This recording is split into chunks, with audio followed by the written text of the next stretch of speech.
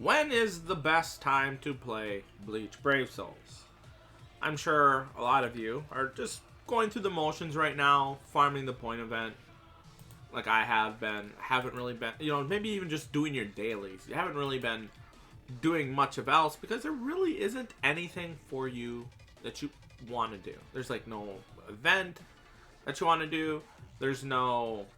Honestly, this is, I think, like in my opinion, Bleach Brave Souls' greatest weakness is the fact that we have nothing to grind for in the game. The only thing grinding in this game does is basically make your character stronger, which is good in of itself. But in a game like DBZ Dokkan Battle, you have your really powerful characters, like if we take a look at the banner,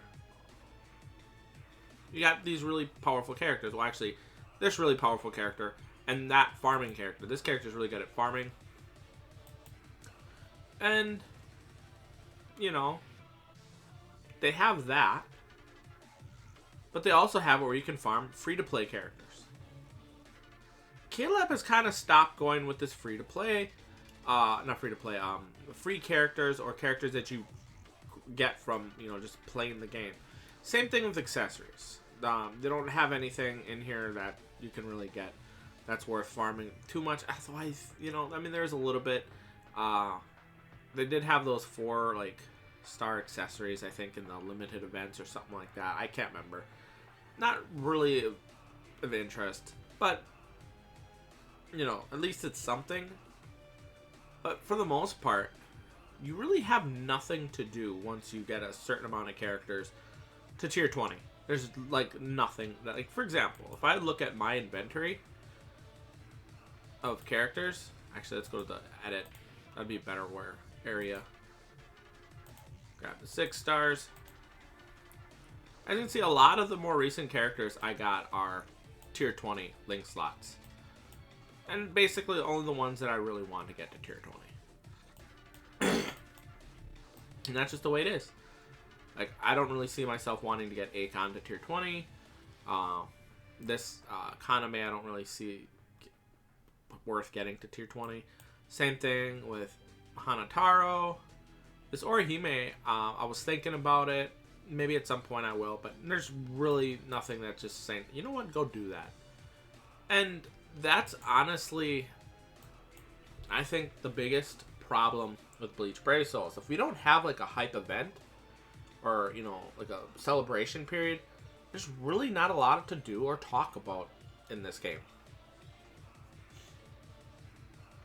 Which leads to, when are the best times to play Bleach Brave Souls if you don't really care about dailies and you just want to play the game, have fun. The second best time to play is in December. That's when you have poll selection. That's when you have the end of year's banner or the new year banner, which is usually a pretty hype. They usually have some free summons in the end of, or towards the end of the year in December. It does go, the event celebrations usually go in to January, I think up to mid-month maybe, if I remember correctly.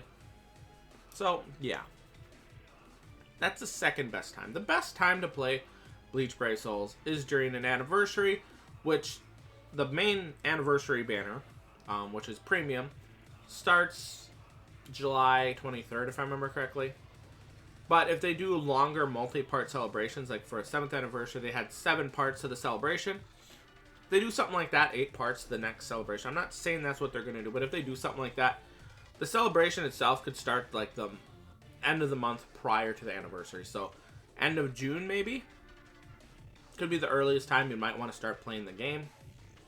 Maybe mid-June to kind of get yourself used to what's going on, and then it picks back up in July and then ramps up for the July 23rd premium banner, and then the end of month banner, which is usually some kind of limited banner, which if you take a look at the album, you'll be able to see that.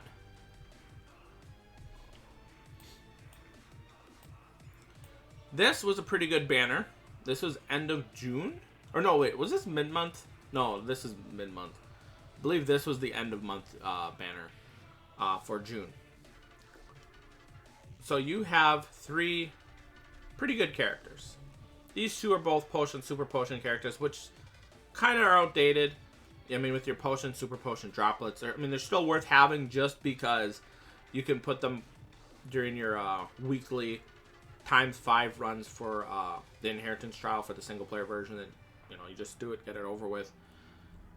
So having these do have some benefit to, but if you're just farming the co-op version of it, just getting the potion, super potion droplet characters for 1 for every attribute will be more than enough.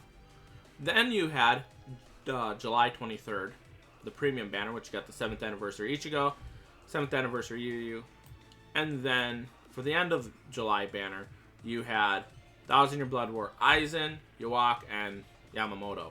Which, by the way, at the time of this recording, the rerun banner for this should be coming out within the next month and a half. It could be sometime in the mid to late March or April. So it's going to be around in that period of time. So do keep an eye out for that. But that is honestly the best time. I mean, you had a mid-month, which is this was like a little boring lull in it. Then you had a Safui banner, which had Roka and Cien. A lot of people went in for Roka. Cien was kind of like a meh character, only had the super potion element to it, but this character had shared complete status immunity, was more of a support character, survivability character. Not that great compared to the more recent 1,000 Year Blood, not 1,000 Year Blood War, Safui Toshiro, which basically made her obsolete. She is not as good a character as this Toshiro right here. Both have shared complete status immunity. This Toshiro is better than that Roka. So, and this was the final hype of Anniversary. Then let's fast forward to end of October. End of September.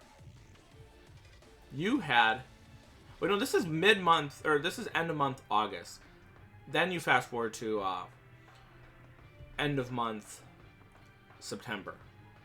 I keep forgetting that this... Not keep forgetting, but like...